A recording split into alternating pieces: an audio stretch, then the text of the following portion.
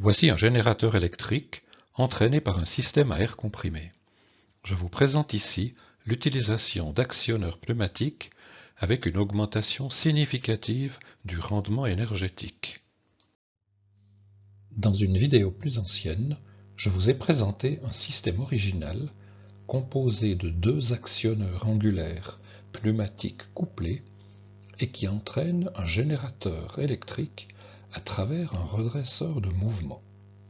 Vous trouvez ici le lien pour visionner cette première présentation. Le fonctionnement de ce système est basé premièrement sur l'utilisation d'un redresseur de mouvement, que l'on voit ici à gauche en bas de la fiche. Ensuite, le travail mécanique fourni à la sortie est composé de deux transformations. La première fournit un travail de déplacement à pression constante, représenté par la surface rouge dans le diagramme PV en bas à droite sur la diapositive. Pour la deuxième contribution, on détend l'air accumulé dans le premier cylindre dans un deuxième cylindre de volume supérieur. Ce travail additionnel correspond à la surface verte dans le même diagramme PV en bas à droite de la diapositive. Je vous présente ici une nouvelle approche où l'on remplace les deux actionneurs complémentaires par un seul. On effectue ici les deux transformations décrites précédemment dans un même dispositif pneumatique. On fournit la composante de couple à pression constante sur un premier déplacement angulaire partiel. On voit cet angle sur le dessin inférieur. Ce premier déplacement correspond aussi à une phase de remplissage de chambre avant la détente thermodynamique. Après ce premier déplacement angulaire, on ferme la vanne d'admission pour détendre l'air accumulé sur la plage restante de l'angle de rotation de l'actionneur. La photo en haut à droite représente le système original à deux actionneurs et la photo du bas montre le nouveau système à un seul actionneur avec son système de capteur d'angle. On a représenté ici à nouveau les deux angles, à savoir l'angle d'admission, phi int A, et l'angle de la détente, phi exp A.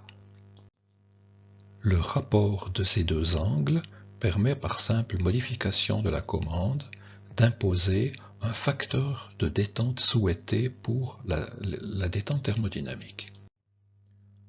On a représenté ici le système complet à partir du réservoir, l'actionneur pneumatique avec ses deux chambres complémentaires V2A et V2B, le système de captage d'angle qui est composé ici de 4 capteurs de position, le système de commande des vannes et également le redresseur de mouvement entraînant la génératrice à la sortie. On a représenté ici les différentes formes de couple produites par ces deux systèmes. On a représenté les courbes de couple instantané à la sortie du redresseur de mouvement. On a donc un couple unidirectionnel. On a représenté aussi les valeurs moyennes de chacun de ces couples. En plus, on voit qu'on a ici des performances différentes selon le calcul de la qualité de la détente, c'est-à-dire si l'on a une détente en conditions isothermes ou détente en conditions adiabatiques.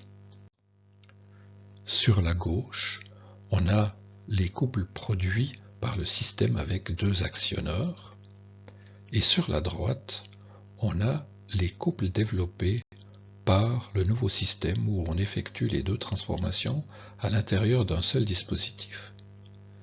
Les valeurs moyennes obtenues par les deux systèmes différents sont identiques, aussi bien en régime adiabatique qu'en régime isotherme, sauf que pour le système où l'on réalise les deux transformations dans un même dispositif, on a une ondulation de couple bien plus prononcée.